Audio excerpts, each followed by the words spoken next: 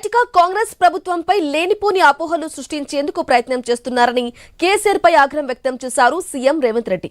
ప్రజాభవన్లో Krishna Godavari basin అంశాలపై మంత్రి Uttam power point ప్రెజెంటేషన్లో ముఖ్యమంత్రి పాల్గొన్నారు. తెలంగాణలో మళ్లీ తన పార్టీని బతికించుకునేందుకు ప్రయత్నం చేస్తున్నారని సీఎం విమర్శించారు. ఇక జూరాల నుంచి పాలమూరు రంగారెడ్డి ప్రాజెక్టును శ్రీశైలం తరలించారన్నారు.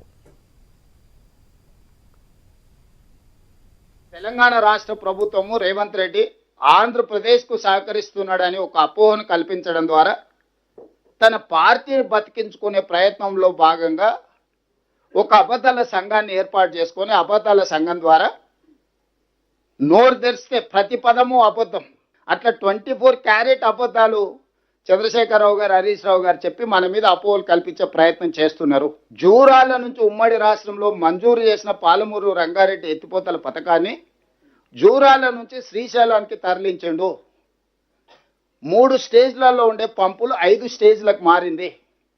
22 పంపులు కాస్త 37 పంపులుగా మారింది. 32,500 కోట్లు 32,200 కోట్ల రూపాయలతో పూర్తి కావాల్సిన పాలమూరు రంగారెడ్డి ఎత్తిపోతల జూరాల సోర్స్ నుంచి ప్రాజెక్టు ఈరోజు 84,000 కోట్లు ఖర్చు పెడితే కూడా పూర్తి అవుతుందనే గ్యారెంటీ లేదు. ఒక ప్రాథమిక అంచనా మాత్రమే. చంద్రశేఖరరావు గారి లెక్కల్లోనే 55,000 కోట్లకు పెరిగింది. ఇందులో ప్రధానంగా ఆయన సాధించిన విజయము 22 పంపులను 37 పంపులుగా మార్చిండు. 3 స్టేజీలో ఎత్తాల్సిన లిఫ్టులను 5 స్టేజీలోకి ఎత్తిండు.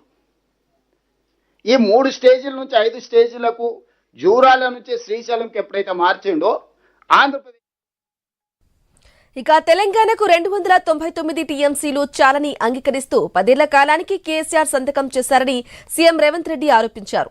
కేసీఆర్ పెట్టిన సంతకం ఏపీకి అడ్వాంటేజ్ గా మారిందన్నారు. అప్పుడు ఏపీకి 66%, తెలంగాణకు 34% జలాలకు ఆయన అంగీకరించారని తెలిపారు ముఖ్యమంత్రి. తెలంగాణ రాష్ట్రం ఏర్పడిన తర్వాత కేంద్ర ప్రభుత్వం ఏర్పాటు చేసిన జరిగిన చర్చలలో పాల్గొన్న చంద్రశేఖరరావు గారు, హరీష్ రావు గారు ఈ 34-66% మేము పంచుకుంటామని చెప్పి ఒప్పందం చేసుకున్నారు.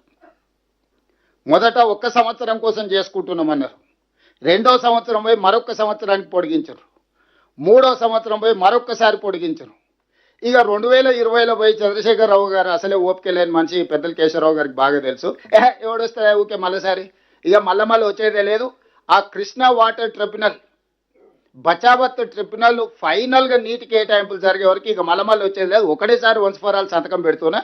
ఇక 512 2,299 దాకా మేము వాడుకుంటాం. ఇంకా ఊకే మళ్ళీ మమ్మల్ని విలువకరి, ఊకే నా డిస్టర్బ్ చేయకరి ఫామ్ హౌస్లు ఉంటాయని చెప్పి క్లియర్గా 2020 సంవత్సరంలో సంతకం పెట్టి శాశ్వతంగా తెలంగాణకు 34%, ఆంధ్రప్రదేశ్కు 66% కృష్ణానదిలో నీటి కేటాయింపుల మీద సంతకం పెట్టి పర్మనెంట్గా వాళ్ళకి హక్కు ఇచ్చిండు.